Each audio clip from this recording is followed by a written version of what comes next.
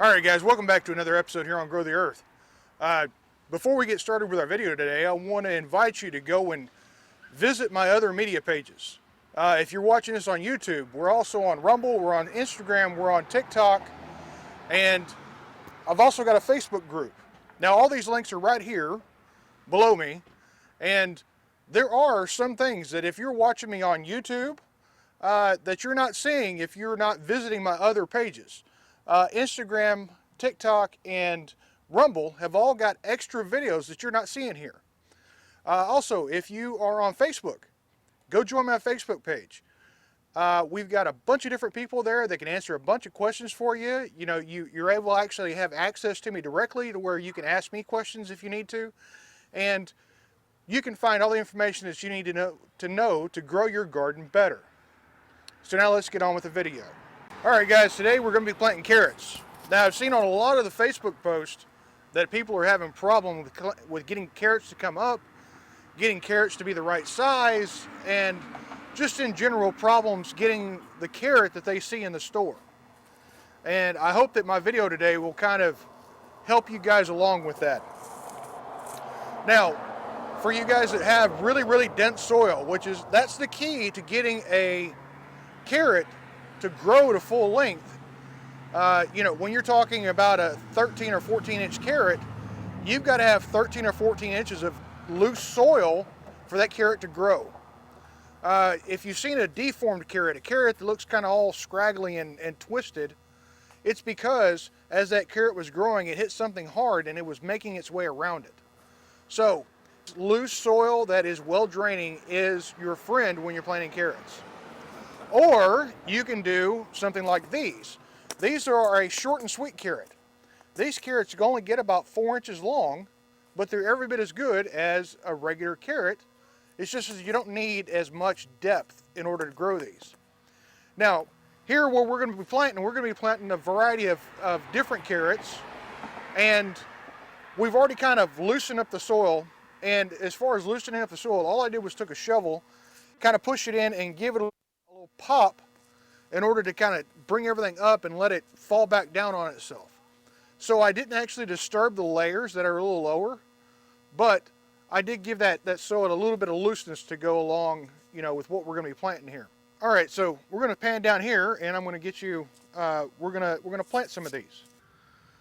All right, guys. Before we get started planting here today, I want to show you guys right down here in front of me these spring onions that are in front of me. If you're following me on Instagram, TikTok, or Rumble, you would have seen the video where we got these spring onions from and how we plant them in the ground and how we're going to be able to harvest from these year-round with a very small investment. So, with our carrots here, like I said, we've already loosened up the soil a little bit, and the next thing is you want to plant these in roughly rows. Now, you can take these seeds and you just kind of sprinkle them everywhere. And then as they come up, you can pick out the ones you don't want. It's just preference. We like to make rows. And for that, we have one of these little garden stakes here.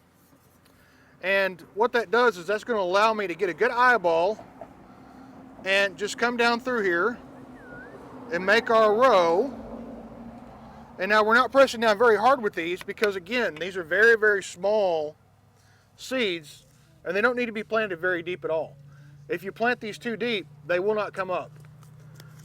Because, like most seeds, these little guys have got all the energy they need in their seed in order to make a sprout, which is roughly 1.5 inches or so tall.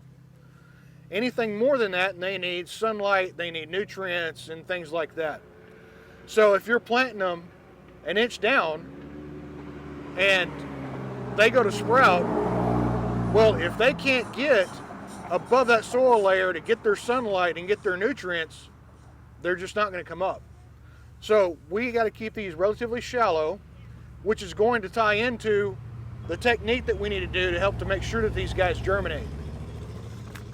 So since I don't want to have to pick a lot of these out, and I made this row a little too deep, so I don't want to have to pick a lot of these out. So what I'm going to do is I'm going to pour them into my hand. And I'm going to try, and I say try because these are very, very small seeds, is to just lightly sprinkle them in here and get them a relatively even distance apart. Now, if you drop more than one in, it's not a big deal. When they come up, you just have to thin. But in other years, we had done the sprinkling method to where we just basically sprinkled them in a row out of the packet, and then when we'd have, you know, a couple of hundred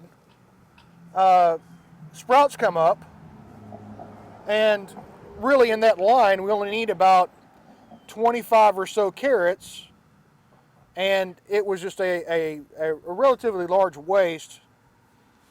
So now again, with our planting depth, we don't want to plant these guys very deep, so we're just going to barely push some soil over the top of them.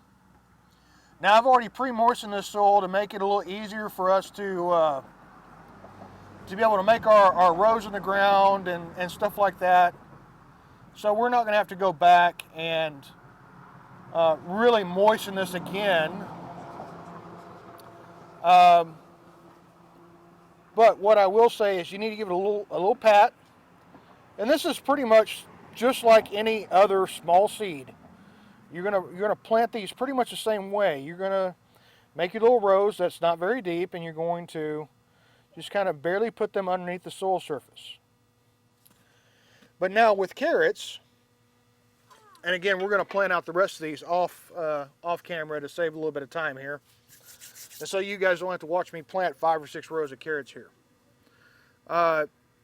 In order to keep this soil moist, because that's another thing that is a key with these small seeds, is we have to keep them moist. If we don't keep them moist, they dry out, they die.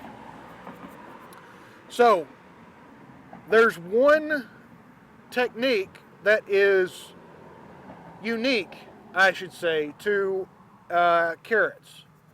And actually it's not very unique, but usually you're planting carrots in a smaller area, so it applies a little bit more. And that is to use a piece of plywood in order to cover the soil and to keep that moisture in. Now, it doesn't have to be a big piece of plywood. It doesn't have to be really, really thick. Just some 1/4-inch stuff, especially with the way wood prices are right now. You know, we don't need a piece of 3/4-inch plywood. And you're just going to get a relative size and lay it straight on the ground. It's going to do two things. It's going to keep your moisture there, and also it's going to keep any birds or anything like that from picking up your seeds that are just below the soil surface. So if you come in here and water to keep that soil moist, you don't have to worry about a bird spotting your seed and coming along and picking it up, because you got a piece of plywood there to keep them out of the way. Now, it's not the only technique. You can use your, a hoop house. You can use a shade cloth just laid over the ground. Whatever is going to make it easier for you.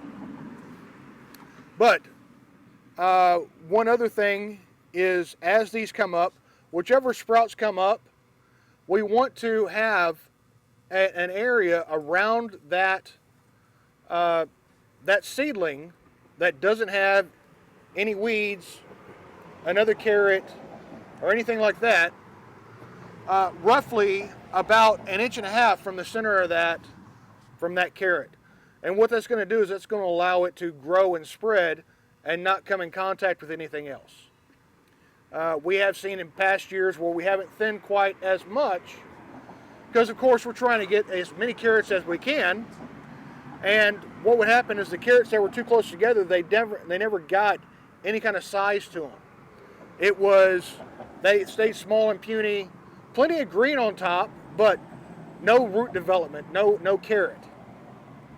So, like I said, 1.5 inches around the stem of that carrot is where you need to keep it clear to allow it to grow. And I would say that's probably at a minimum, because if you're growing the larger carrots like what you see in a store, whenever they're full grown, they're about 1.5 inches in diameter or so, and about 12 inches long. And if you've only got 1.5 inches around that carrot and they're that tight together, then you're going to have carrots running into each other. With carrots, we want to use an all-purpose fertilizer.